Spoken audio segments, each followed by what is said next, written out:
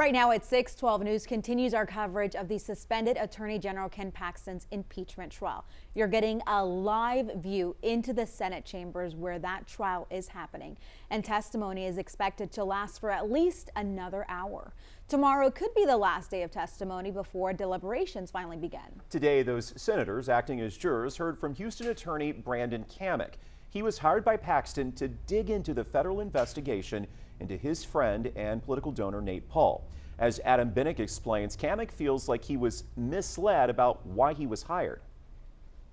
Throughout this impeachment trial, we've heard a lot about the outside lawyer hired by Paxton to look into complaints from a donor. Well, today we heard directly from that investigator.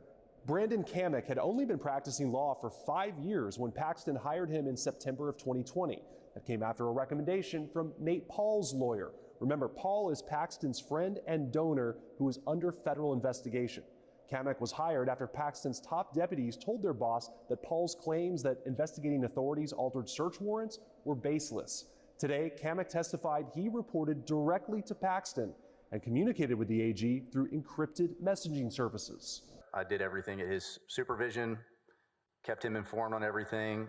When I reached out to Travis County District Attorney's Office and introduced myself regarding the grand jury subpoenas, I got affirmation the entire time that everything was good and no one said anything different.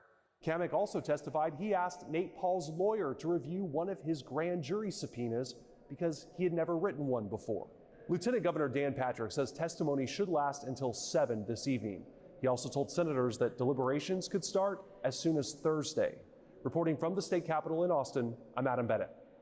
Right, and once the deliberations start, reportedly no days off for the senators. We'll keep you updated on air, online, and of course streaming on 12 News Plus.